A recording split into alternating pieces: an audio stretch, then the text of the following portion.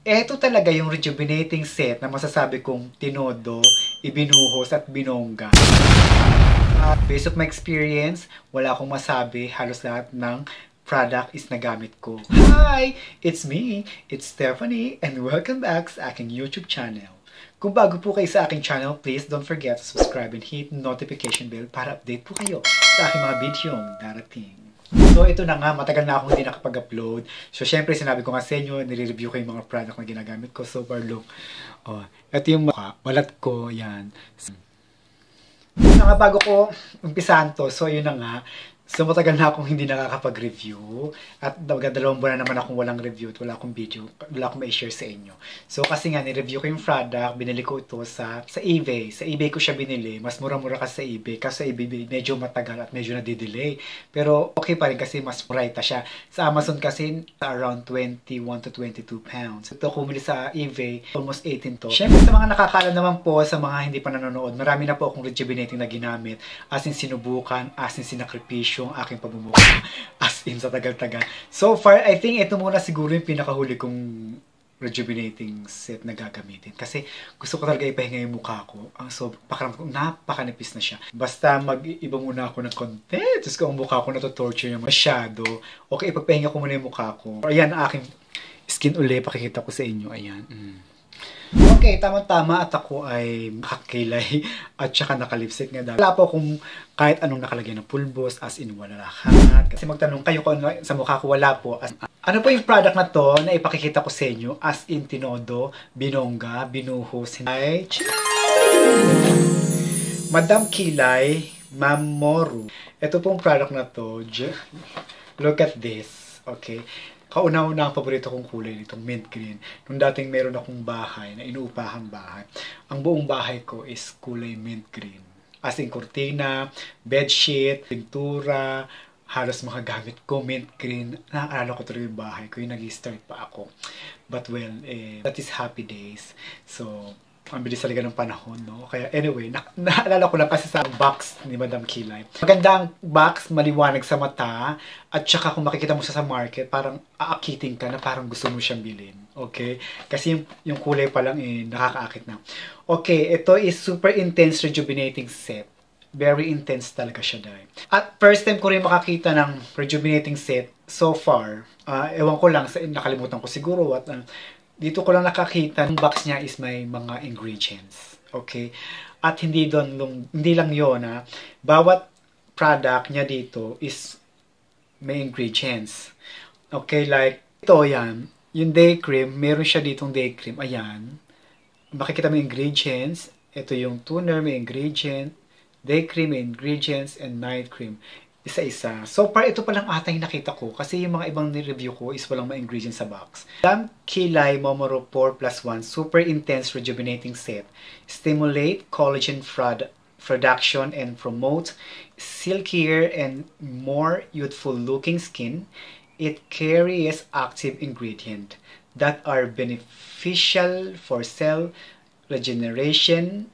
It effectively obliterates visible sign of aging, fade pimples and acne marks, and dissolve melasma. Okay, so meaning may dissolve melasma. So di ba may melasma ako? So actually yung melasma ko is super light na rin dahil sa dami ko na rin product na ginamit. Kita mo si Madam Kilay, ayan, model siya ng sarili niyang product. Kita ko naman sa kanya yung before and after yung result ng product na ginamit.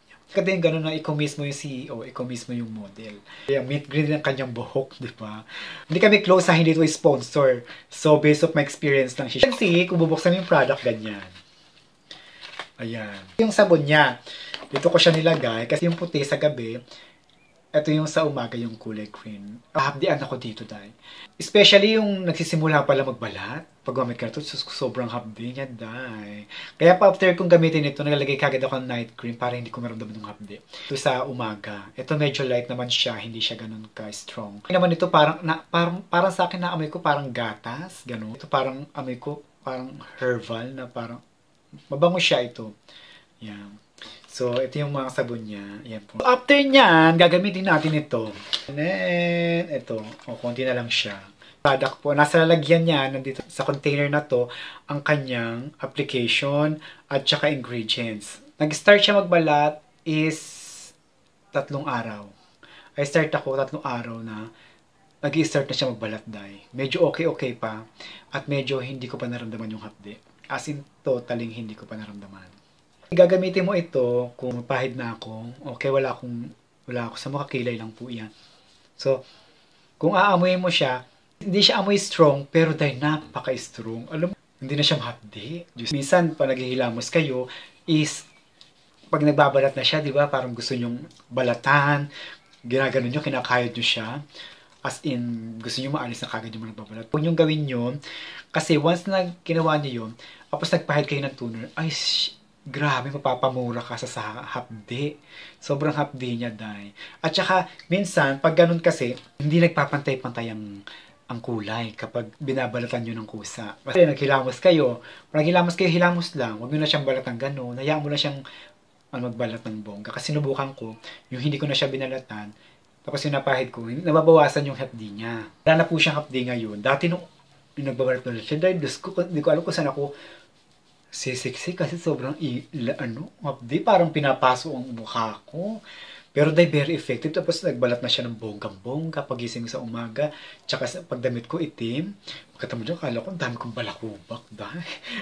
Namabalat na yung mukha ko, as in. Ayan po siya, ang ganda. Na magiging pinkis-pinkis na siya. Diba? Sa ibang rejuvenating kasi pag pinapahid mo siya, maamoy mo yung sumisingaw sa ilong mo, maamoy mo siya. Pero ito wala po, mabangoy siya. Basahin yung likod. This is active ingredients. Okay. Ito po yung dalawang cream naman, night cream. Ito yung night cream. Ayan. So, hindi ako maglalagay nito. Mamaya na ako maglalagay kasi maga pa naman. Ayan. Konti na lang siya. Ayan. Konti na lang. Maganda ito as in, kasi lalo na pag mahapdi yung mukha ko, mahapdi na, binapahira ko kagad nito. Kasi, medyo nalilesen yung hapdi eh. So, pag pinahid mo siya, madali po siyang ma-absorb. Hindi po siya ang hirap i-blend.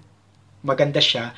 At saka pag makikita mo yung mukha mo sa kinabukasan, hindi siya yung talagang totaling balat na balat. Pag nababalat siya, lagyan mo lang nito, medyo hindi na siya masyado nagbabalat. Okay, hindi siya makate, hindi siya mabigat sa mukha, as in, maganda siya pang night talaga. Okay, so, ayan ang product niya. At saka mga expiration po, ay makikita nyo lagi sa ilalim. Okay, sa ilalim po ng mga container na mga rejuvenating set. Like kong sinasabi, kapag bumibili ako ng rejuvenating set, lagi kong hinahanap yung sunscreen or sunblock is always pataas na SPF 50. So, dahil nakita ko yung SPF niya, 50 dahil. Lahat naman ng product na sinubukan ko, lahat magaganda sila.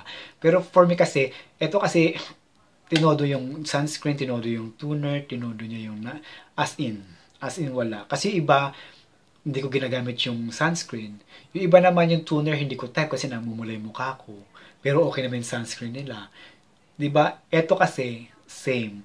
As in, sunscreen, toner, night, and etc. As in, maganda. Okay? So, dito na tayo sa SPF 50 na sunscreen niya. Ang bango nito. Ang kulay niya, kulay din siya ng mint green din. Ang ganda ng kulay nga eh. Talagang pinaris-paris. Ayan o. Ayan yung kulay. As in, bongga. Alam mo, gusto ko lang dito ang gusto ko dito kasi, number 1, may SPF 50. Sunscreen ilagay natin sa mukha. Ayan. Kasi medyo mainit ngayon, magandang araw. So, ayan. Ilalagay ko sa mukha ko. Ang ganda nito, day. At saka wala siyang white kasi ang bilis-bilis niyang ipahid, ang bilis-bilis niyang madry, ang bilis-bilis niyang mag-blend. Tsaka, at pag pinahid mo to, malamig to sa mukha.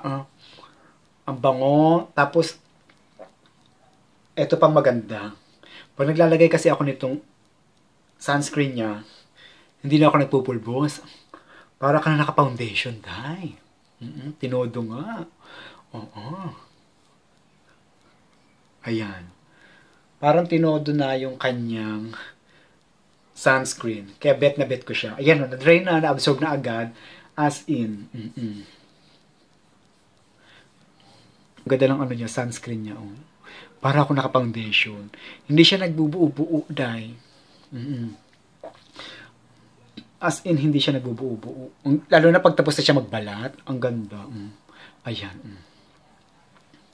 As in, perfect yung kanyang product. As in, wala akong masabi. So, this product is perfect for me.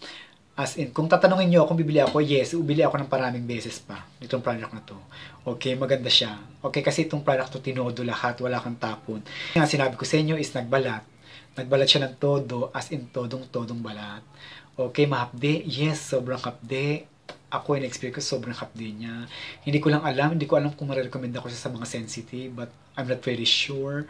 Kasi mahapde siya. Ako nga makapalamat kung talagang, Diyos ko dahil parang gusto kong ihinto nung sa palagitnaan na. Pero ayun, natapos ko din. Hindi ko lang kung magkano sa Pilipinas. So I think mga 300 plus ito sa Pilipinas. So 200 plus. Hindi ko alam. Kasi dito po is nasa 21 pounds o 17 pounds. Depende kung saan kabibili. Kasi iba-ibang nagbibenta. Yo, pero mahal pa rin siya. Still mahal. Kung makakauwi mo na ako ng Pilipinas, ibili ako ng madami. Okay? So, ayan. Ang dami kong chika, ang dami kong dinaldal. So, itong product na to is high recommended. Hindi ko lang alam kung gusto ito ng mga sensitive skin. Okay? So, this is it. This is my experience. So, mabilis lang ang aking video for today. So, maraming salamat po sa inyong pakikinig. Like ko po paalala sa inyo, I'm not beauty expert. This is my base of my experience sa mga product po na aking ginagamit. So, kung maniniwala ka o hindi, it's up to you. Dito na lang po. So, ayan. Thank you so much. At please, don't forget to subscribe and hit notification bell para update po kayo sa aking mga video may upload. Thank you and see you on my next one. Bye! Ganon.